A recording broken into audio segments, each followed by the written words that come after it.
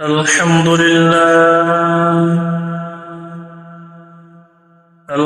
لله نحمده ونستعينه ونستغفره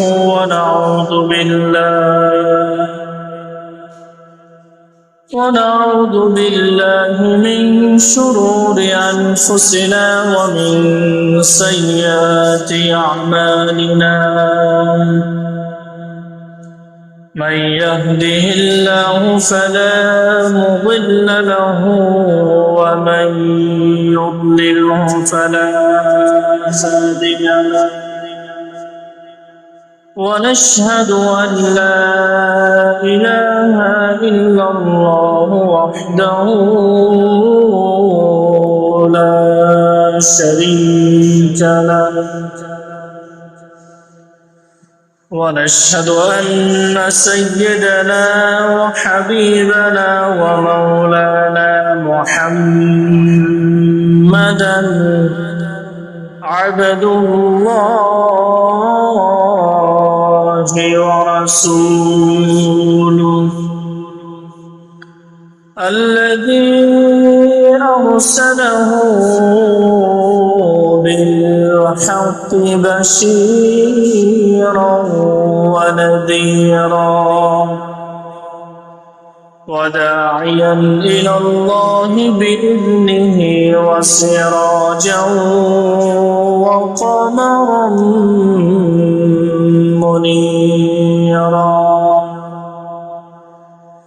أما بعد فقد قال الله تعالى في كلامه المجيد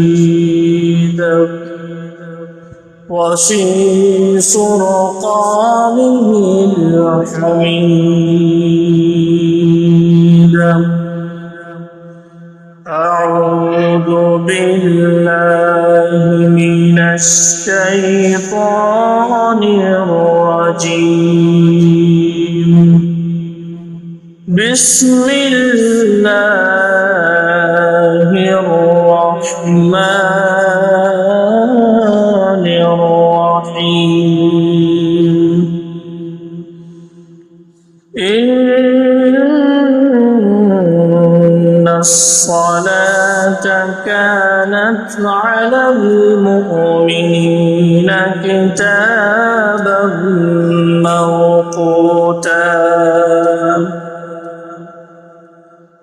وقال الله تعالى في شأن حبيبه مخبرا وآمرا: إن الله وملائكته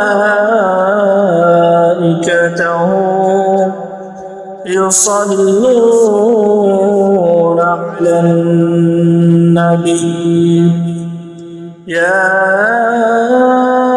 أيها الذين آمنوا صلوا عليه وسلموا تسليما. اللهم صل على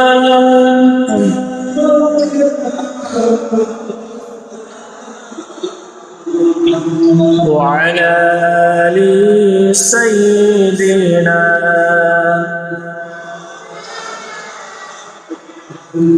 اللهم صل على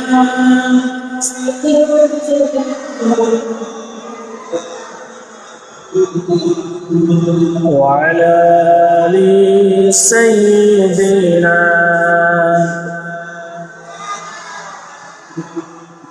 بلغ العلا بكماله كشف الدجى بجماله حسنت جميع خصاله. صلوا عليه وآله. بلغ العلا بكماله كشف الدجى بجماله حسنت جميع خصاله. صلوا عليه وآله Medina Medina मोमिनों की गुनगुना है दीदार मदीना आशिकों की तमन्ना है बलवल्ला كشف الدجى بجماله حسنت جميع خصاله صلوا عليه وآله الحمد لله ثم الحمد لله মুআজ্জাজ সম্মানিত উলামায়ে কেরাম সম্মানিত মুরব্বিয়ানে আযম সম্মানিত মুসল্লিনে কেরাম পর্দার অন্তরাল অবস্থানরত আমার সম্মানিত মা এবং বোনেরা মাইকের আওয়াজ যতদূর যাচ্ছে অত্র এলাকার সর্বস্তরে দিনদার ইমানদার সম্মানিত মুসলমান ভাই এবং বোনেরা আসসালামু আলাইকুম ওয়া রাহমাতুল্লাহি ওয়া বারাকাতুহু। শুরুতে মহান মনিবের আলিশান দরবারে আমরা কালিমাতুশ শুকর আদায় করছি এজন্য যে মহান রব অত্যন্ত দয়ার মেহেরবানি করে আজানের পরপরই সমাজের শত মুসলমানের মধ্য থেকে বাছাই করে যাচাই করে যে মনিব আমাদেরকে সবার আগে মসজিদে আসার জন্য তৌফিক দিলেন, আমরা তারই শানে তারই শেখানো ভাষায় আমরা শুকর আদায় করছি। আমরা সকলেই পড়ি আলহামদুলিল্লাহ। সাথে সাথে অসংখ্য অগণিত দরুদ এবং সালাম নিবেদন করছি বিশ্ব মানবতার মহান শিক্ষক আমার আপনার কলিজার টুকরা নবী বিশ্বনবী জনাব মুহাম্মদুর রাসূলুল্লাহ সাল্লাল্লাহু আলাইহি ওয়াসাল্লামের শানে। সম্মানিত হাজিরিন, আমরা বিগত কয়েকটি জুমা ধরে নামাজের বিভিন্ন ধরনের মাসালা মাসাইল বিষয়ে মাসালা মাসাইল নিয়ে আমরা যে কথাগুলো আমরা বলা শুরু করেছিলাম নামাজের ব্যাপারে ফরজ ওয়াজিব এই বিষয়ের উপর আমরা যে কথা শুরু করেছিলাম আমরা তারই ধারাবাহিকতায় আজকে জুমার সংক্ষিপ্ত সময়ে যতটুকু সম্ভব আমরা বলার জন্য এবং আমলের নিয়তে শোনার জন্য চেষ্টা করবে ইনশাআল্লাহ। আল্লাহর দরবারে তৌফিক কামনা করছি আল্লাহ তাআলা যাতে আমাদেরকে যথাসময়ে আজকের গুরুত্বপূর্ণ এই আলোচনাটুকু মানুষের কাছে আপনাদের সবার কাছে পৌঁছে দেওয়ার তৌফিক দান করুন, আমিন ওয়া মা তাওফীকি ইল্লা বিল্লাহ। মুহতারাম হাজিরিন, আমরা বিগত দুটি জুমায় নামাজে ভিতরে এবং বাহিরের যে ফরজগুলো আছে আমরা এইগুলা জেনেছি। নামাজ এটা এমন একটি ইবাদত যে ইবাদতের মাধ্যমে মুসলমান এবং কাফেরের তফাৎ তৈরি হয়, ব্যবধান তৈরি হয়, পার্থক্য তৈরি হয়। আল্লাহ রাসূল সাল্লাল্লাহু আলাইহি ওয়াসাল্লাম বলেছেন আল্লাহর বান্দা এবং কাফেরের মধ্যে আল্লাহর বান্দা এবং কাফেরের মধ্যে অর্থাৎ মুসলমান এবং কাফেরের মধ্যে যেটা দেওয়াল হিসেবে দাঁড়িয়েছে, যেটা ব্যবধান হিসেবে দাঁড়িয়েছে, সেই ইবাদতের নাম হচ্ছে কি নামাজ। সেই ইবাদতের নাম কি নামাজ।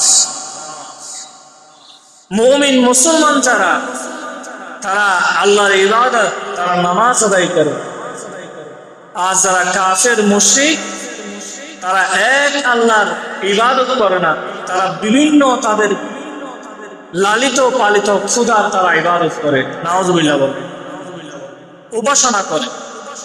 আর আমরা ইবাদত করি একমাত্র কার? আল্লাহ।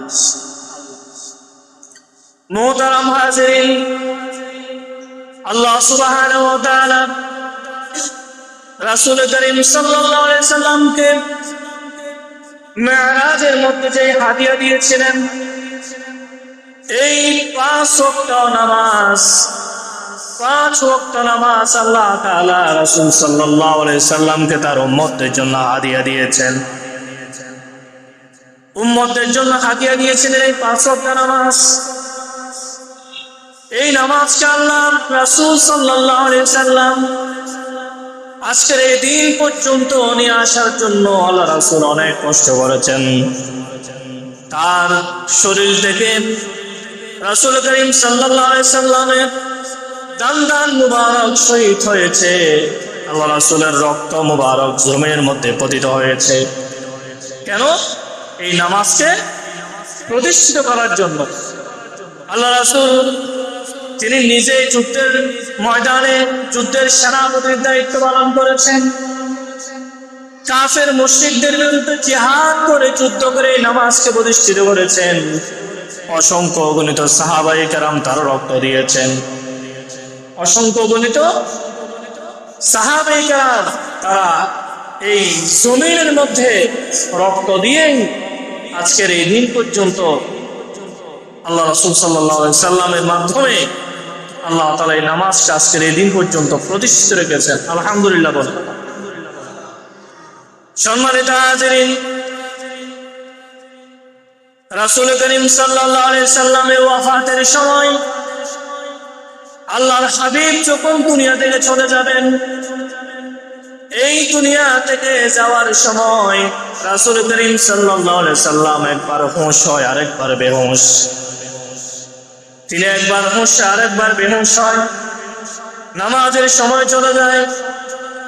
সাহাবায়ে কেরাম আল্লাহ রাসূল সাল্লাল্লাহু আলাইহি সাল্লামের জন্য অপেক্ষা করেন, কখন আমাদের হাবিব আমাদের রাসূল আসবেন আর আমাদের নামাজের ইমামতি করবেন। সাহাবায়ে কেরাম অপেক্ষা করলেন। অনেকক্ষণ অপেক্ষার পরে যখন আল্লাহ রাসূল আসেন নাই, হযরত আবু বকর সিদ্দিক রাদিয়াল্লাহু তাআলা আনহুর ইমামতিতে সাহাবায়ে কেরাম নামাজ আদায় করলেন। আল্লাহর হাবিব সাল্লাল্লাহু আলাইহি সাল্লাম তিনার স্ত্রীকে বললেন যে আমার অনুপস্থিতিতে মসজিদে নববীর মধ্যে নামাজ আদায় করে কারা? তখন উত্তর দিলেন হযরত আয়েশা সিদ্দিকা রাদিয়াল্লাহু তাআলা আনহা বললেন যে হযরত আবু বকর সিদ্দিক রাদিয়াল্লাহু তাআলা আনহুর ইমামতিতে তারা নামাজ আদায় করছেন। সুবহানাল্লাহ বলবেন না? আল্লাহর হাবিব সাল্লাল্লাহু আলাইহি সাল্লাম কান্না করে দিলেন, আহারে, এই নামাজকে প্রতিষ্ঠিত করার জন্য আমার কত রক্ত এই জমিনের মধ্যে ঝরেছে, আমার সাহাবায়ে কেরামদের আমার সাথীদের কত রক্ত এই জমিনের মধ্যে পড়েছে এই নামাজ প্রতিষ্ঠা করার জন্য। আল্লাহ রাসূল সাল্লাল্লাহু আলাইহি সাল্লাম সাহাবায়ে কেরামের নামাজের দৃশ্য দেখে তিনি খুশিতে আত্মহারা হয়ে তিনি কান্না করে দিলেন। সুবহানাল্লাহ বলেন।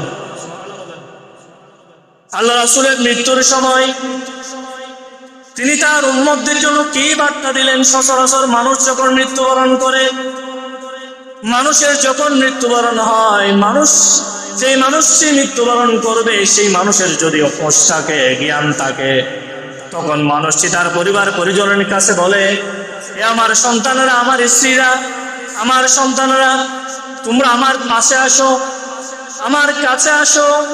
তিনি তার সন্তানদেরকে, স্ত্রীকে কাছে ডাকেন, পাশে ডাকেন। ডাকার পরে তিনি ওসিয়ত করে যান যে আমার অমুক জায়গায় অমুক এত সম্পত্তি আছে, অমুক ব্যাংকের মধ্যে এত টাকা আছে, অমুক মানুষের কাছ থেকে আমি এত টাকা পাই বা আমার কাছ থেকে পাবে। এই ধরনের ওসিয়ত গুলা কিন্তু মানুষেরা সচরাচর করে যায়।